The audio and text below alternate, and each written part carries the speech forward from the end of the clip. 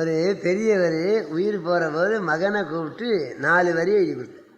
தனி வழி நடக்காதே, சத்திரத்தில் படுக்காதே, 4 பேர் சொன்னதை தள்ளாதே, உள்ள விஷயத்தை மனைவிக்கு சொல்லாது. நான் சீகாழி கோவிந்தராஜே, நம்ம அன்பு மகள் இந்த அம்மா. நீ வந்தியாப்ப? அருள்நந்தி வந்தார? ஏன் வந்தியாப்ப? எவரெஸ்ட் பார்க்க போனோம். எவரெஸ்ட்டுங்க, ₹1,00,000 விமானம். இதில் போய் நேபாளத்தில் தங்கணும். ₹30 ஒரு ரூம், 3 பேருக்கு ஒரு ரூம். நாங்கள்லாம் சாமானை வச்சுட்டு பூட்டிக்கின்னு நேபாளம் பசுபதிநாதரை பார்க்க போனேன்.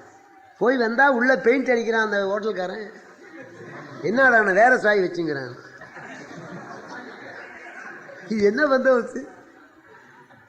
அன்னைக்கு விவேகானந்த ஆசிரியர் நான் பூட்டிக்கின்னு போயிருக்கேன். வந்து பார்த்தா திறந்து ஒருத்தங்கிறான், உள்ள பூட்டிங்கிறான். ஒருத்தன் முக்கியமான சாமான் வைக்க முடியாது இல்லையா, மறுசாயம் வச்சுங்கிறான்.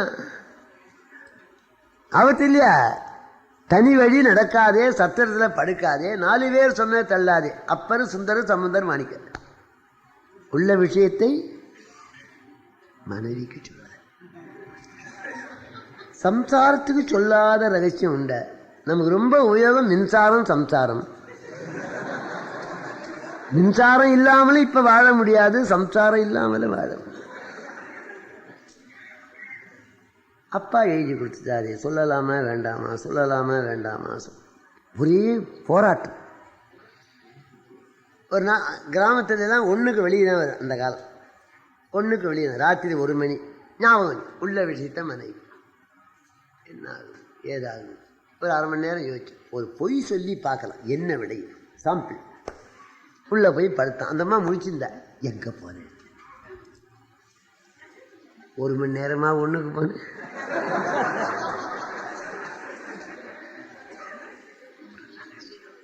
என்ன சொன்னா என் தலை உருளும்.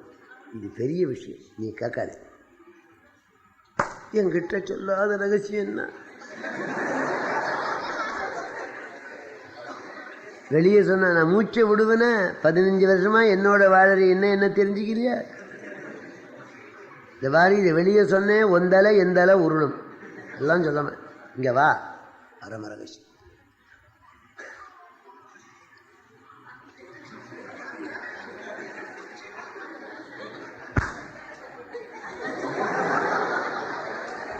நாங்க நம்ம ஊரை ஆள்ற ராஜாவா கர்ப்பமாகிற அவர் சொன்னபோது யாருக்காக இருந்த? இங்க வாங்க.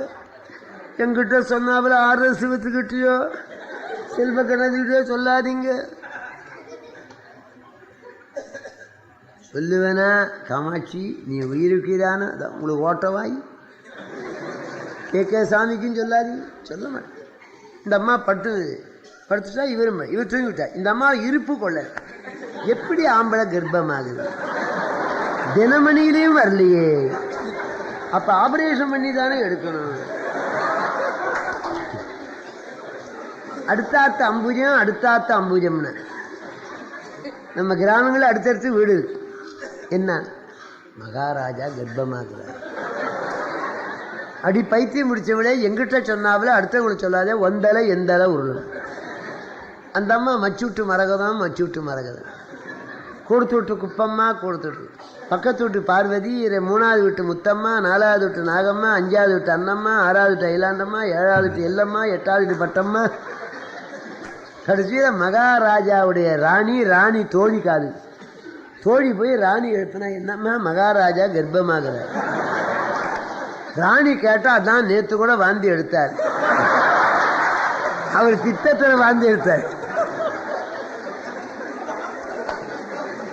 அந்த அம்மா போய் ராஜா எழுப்பின, நீங்க என்னமோ ஸ்நானம் பண்ணாம இருக்கிறீங்களா? ஏண்டி தினம் குளிக்கிறேன்னு. இல்ல கர்ப்பமா. என்னடி நானா கர்ப்பமா? ஊரே சொல்லுதுங்க. இதை கண்டுபிடிச்சு இதை சொன்னவனை கண்டுபிடிச்சு ஆரஞ்சு பழம் தோலை உரிக்கிறார். சமத்தாந்து வந்தார், மந்திரியை கூப்பிட்டார். அந்த தோழியை கொண்டா. யார் சொன்னது? 10வது வீட்டு பத்மாஜி. ஒவ்வொரு அம்மாலாம் கிடைச்சிட்டு இந்த அம்மா வந்து காமாட்சி யார் சொன்னது? எங்கள் ஆத்துக்காரு உதச்சு கொண்டாடுறோம். விடிகாலம் 5 மணி. ஏய் ராஜா இருக்கிறார் சம்சாரம் என்னன்னா பொம்பளை பட்டாளன் இந்த லெட்டரை ஜோவில் போட்டு போனான். நான் கர்ப்பமாகிறேன்னு கதை கட்டி விட்டியா? இதை படிச்சு விட்டு அப்புறம் அடியுங்க. தனி வழி நடக்காதே, சத்திரத்தில் வடுக்காதே, 4 பேர் சொன்ன தள்ளாதே, உள்ள விழித்த மனைவி. எங்கள் அப்பா சொன்னால் என்ன ஆகுமோன்னு 1 மணிக்கு நீங்கள் கர்ப்பமாகறீங்க, சாம்பிளுக்கு ஒரு பைசா. இவ்வளோ வேற ஒன்றா சேர்த்து பொழுது விடிஞ்சா இன்னும் எத்தனை மாகாணம் போகுமோ? இப்போ பேரா மாகாணத்தோடு நிற்குது. ராஜாவுக்கு கோபம் போய் திருப்பதி, அப்பா நீ உனக்கு ஒரு குரு, இனிமேலுக்கு மகாராணிக்கிட்ட நான் முக்கியமானதை சொல்ல மாட்டேன். தாய்மார்கள் மனசில் விழுந்தா நிலைக்கா. ஏன் தெரியுங்களா? 17ஆவது நாள் கர்ணன் இறந்துட்டான். பெரியாளிலே கர்ணன். பாண்டவாள்லாம் பப்பரம் விட்டு கொடுக்குறாங்க.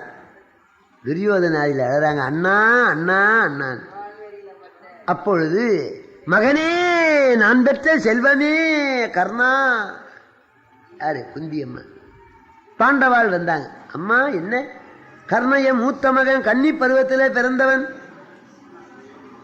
கர்ணன். அண்ணான்னு என்கிட்ட சொல்லியிருந்தா அண்ணா போய் நாங்கள் சீட்டில் உட்காரலாமா? அண்ணா போய் நாங்கள் சீட்டில் உட்காரலாமா? அண்ணா போய்